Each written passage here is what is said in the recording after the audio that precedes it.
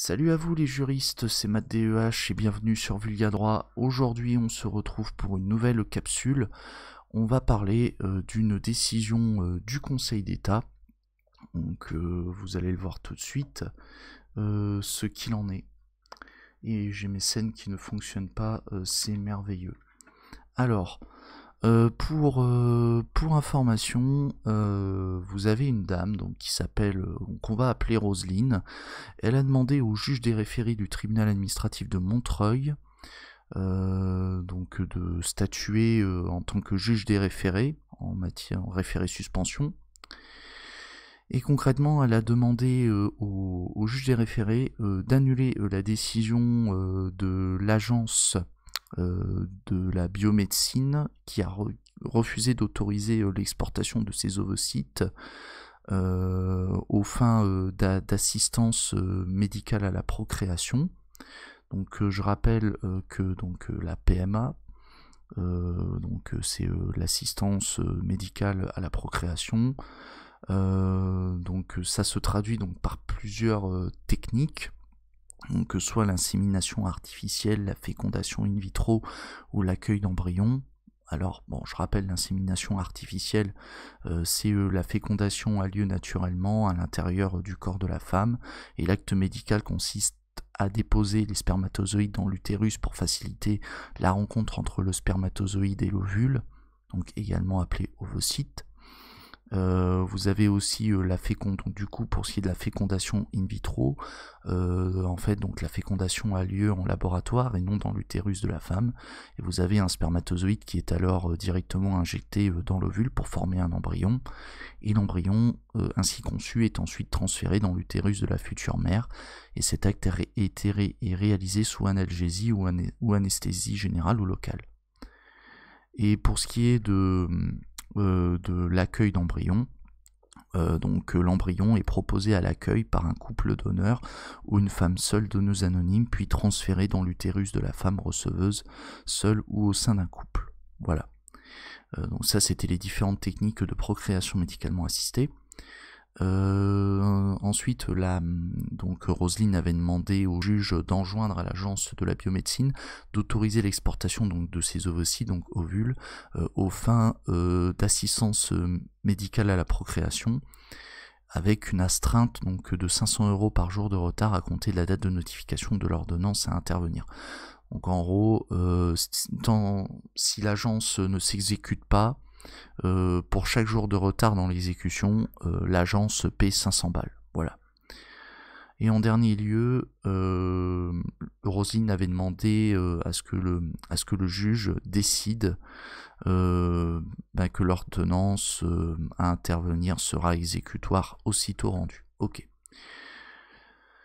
Malheureusement, le juge des référés du tribunal administratif de Montreuil a rejeté la demande de Roselyne, et Roselyne a décidé de contester cette décision du tribunal devant le Conseil d'État.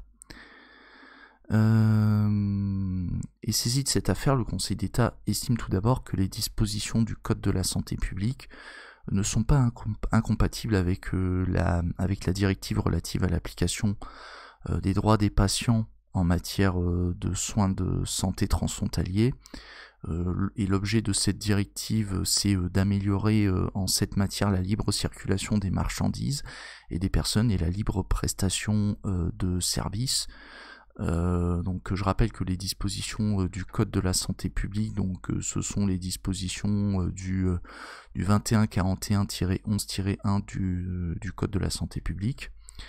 Et ces dispositions prévoient que l'importation et l'exportation de gamètes ou de tissus germinaux issus du corps humain sont soumises à une autorisation délivrée par l'agent de la biomédecine.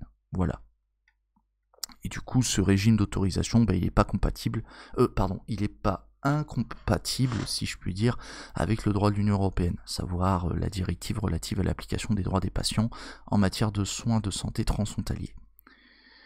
Le Conseil d'État précise qu'il ne ressort ni des termes de cette directive, ni de la jurisprudence de la Cour de justice de l'Union européenne, que les mesures relatives à la possibilité de déplacer des gamètes prélevés et conservés sur le territoire d'un État membre vers un établissement situé sur le territoire d'un autre État membre entrerait dans le champ d'application des règles définies par cette directive ou du principe de libre prestation de services. Donc en gros, là, le Conseil d'État dit que la directive relative à l'application des droits des patients en matière de soins de santé transfrontaliers, ça s'applique pas au cas où on a une personne qui demande à transférer ses gamètes qu'elle aurait déposées en France vers un État étranger. Voilà. Donc concrètement, le Conseil d'État dit que c'est hors sujet et que ça n'a rien à voir. Et que ça ne concerne pas non plus le principe de libre prestation de services.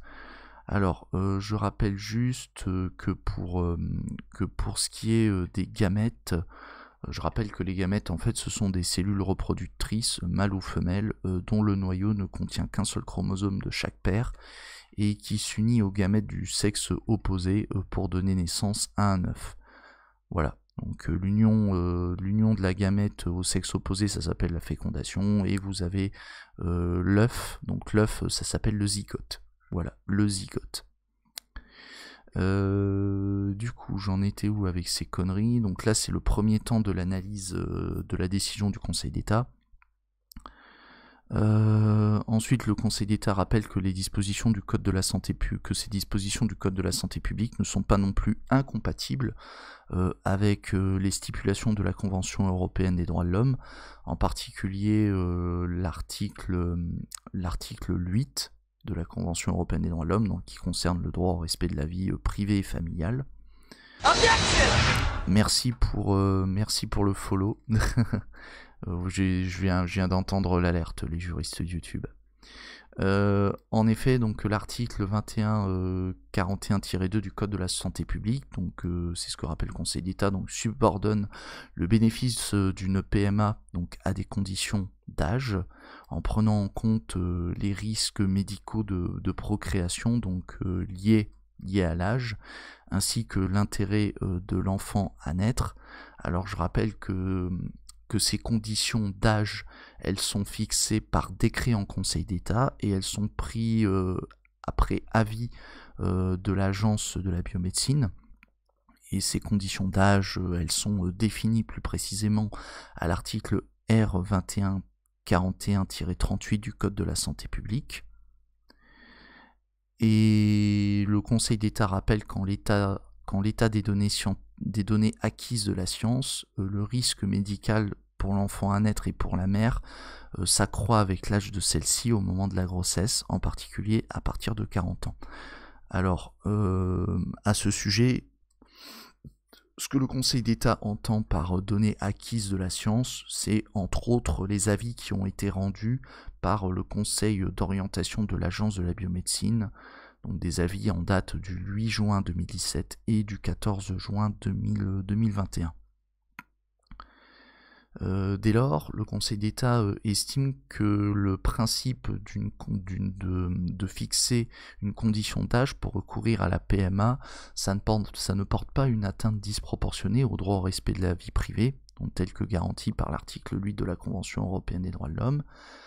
Et pour ce qui est de l'interdiction de transférer à l'étranger des gamètes qui sont déposées en France pour les utiliser à des fins prohibées par la loi française, notamment en matière de PMA, eh ben cette interdiction de transfert de gamètes, ça vise à faire obstacle à tout contournement des dispositions des dispositions du Code de la santé publique, et en particulier celles qui concernent les conditions d'âge prévues pour la PMA.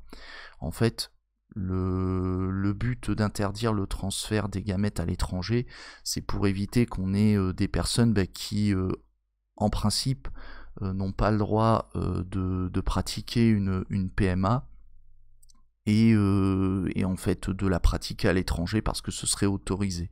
Voilà. C'est pour éviter ce type de dérive.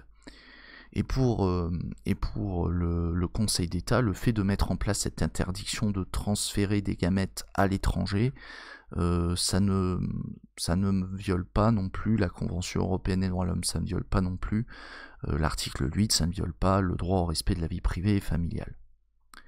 D'autre part, le Conseil d'État note que le Premier ministre à l'époque n'a pas édicté une règle manifestement illégale, donc en fixant la limite d'âge au 45e anniversaire pour la femme, et ça a vocation, alors que je lis, bon c'est du... oui, en fait, le fait d'avoir choisi le 45e anniversaire, le but c'était de prendre en considération tant les risques médicaux de la procréation liés à l'âge de la femme, mais aussi à l'intérêt de l'enfant à naître. Voilà. Toutefois, le Conseil d'État note que la compatibilité donc des dispositions du Code de la santé publique avec la Convention européenne des droits de l'homme, ça ne fait pas obstacle à ce que, dans certaines circonstances particulières, l'application des dispositions du Code de la santé publique pourrait constituer une ingérence disproportionnée dans les droits garantis par la Convention européenne des droits de l'homme. Donc du coup, le Conseil d'État a pour mission de vérifier si concrètement, en pratique, est-ce que la mise en œuvre des dispositions du Code de la santé publique, est-ce que ça viole la Convention européenne des droits de l'homme? Parce que là, pour le moment, le Conseil d'État s'est contenté de dire que, à première vue, quand on regarde le texte tel quel, la Convention européenne des droits de l'homme n'est pas violée. Donc que ce soit le fait de fixer une condition d'âge pour recourir à une procréation médicalement assistée, voire même le fait d'interdire le transfert de gamètes à l'étranger, à première vue pour le Conseil d'État ça viole pas la Convention européenne des droits de l'homme, mais par contre le Conseil d'État va pas se limiter à ça, il va vérifier si la mise en œuvre de ces dispositions, ça respecte aussi la Convention européenne des droits de l'homme.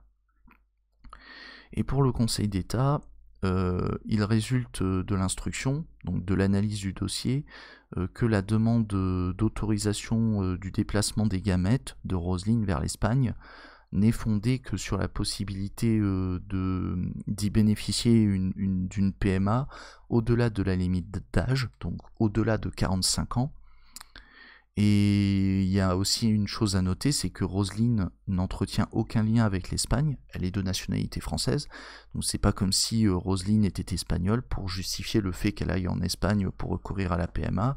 Là clairement en fait on est sur une volonté d'un détournement de la réglementation, c'est-à-dire on est vraiment sur une volonté de contourner les obstacles liés à l'âge.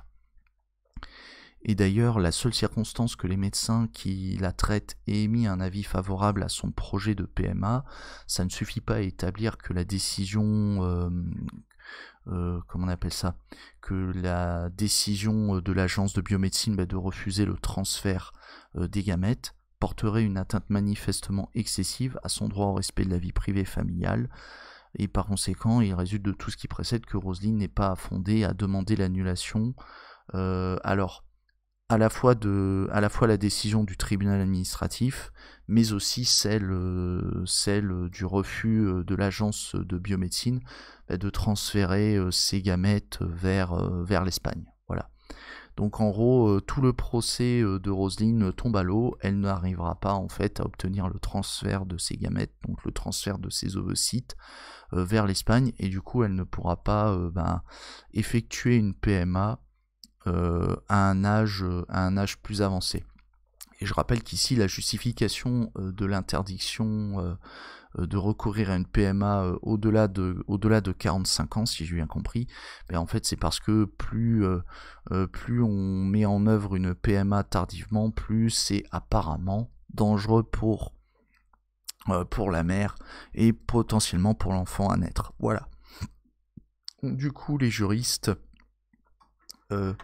n'hésitez pas à me dire ce que vous pensez de cette décision. Bon, sur YouTube, vous connaissez la recette, le commentaire, le pouce, le partage de la vidéo et l'abonnement, je crois que je l'ai dit. Et sur ce, je vais vous laisser parce que je vais poursuivre le débrief de cette décision avec les juristes de Twitch. Allez, à plus les juristes de YouTube.